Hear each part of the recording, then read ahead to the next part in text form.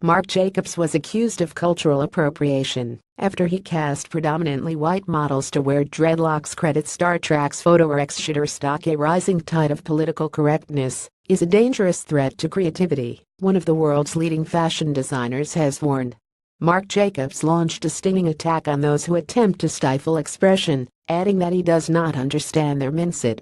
Addressing students at the Oxford Union, he said, "I think it's very dangerous to say you can't use this, you can't look at that, you can't borrow from that, you can't be inspired by that.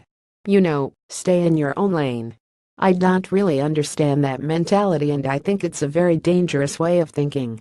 Critics questioned why the 54-year-old designer decided not to cast more black models for his show. Credit Swan Galatrix Shutterstock. Jacobs told an audience of around 400 students that creative people should not be subjected to border control on what they can and cannot do, on the grounds of political correctness.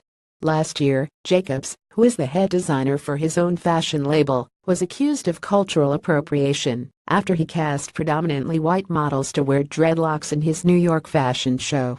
Critics questioned why the 54-year-old designer decided not to cast more black models for his show, since he was using a hairstyle associated with black culture.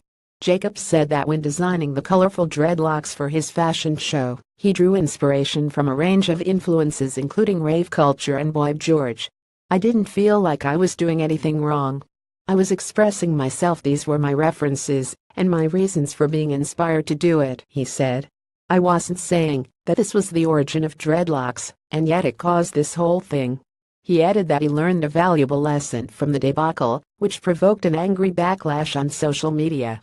"What I did learn from that experience is to have some responsibility, to be sensitive, especially when people say this feels like appropriation, then at least listen to what they have to say. Because I reacted out of anger, I felt attacked for doing something that I thought was my right to do. I do feel that creative people shouldn't have any kind of border control on what it's okay to look at, what it's okay to be inspired by, so I stand by that." Edward Enninful. Credit Richard Youngrex Shutterstock. Jacobs was speaking at the Oxford Union alongside Edward Enninful, who is the first black and first male editor of British Vogue in the publication's 100-year history. Enninful told students that he has no problem with appropriation, so long as the original culture is given credit.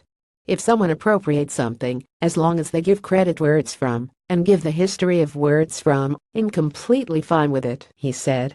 "If you are going to appropriate, just credit the original." Universities have been at center of a string of cultural appropriation rows in recent years. Protests from Cambridge University students caused an around the world in 80 days theme party to be cancelled.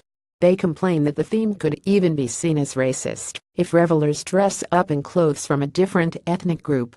The musical Aida was cancelled at Bristol University after a revolt by students who feared that white students would be cast as leads and expected to portray ancient Egyptians and slaves.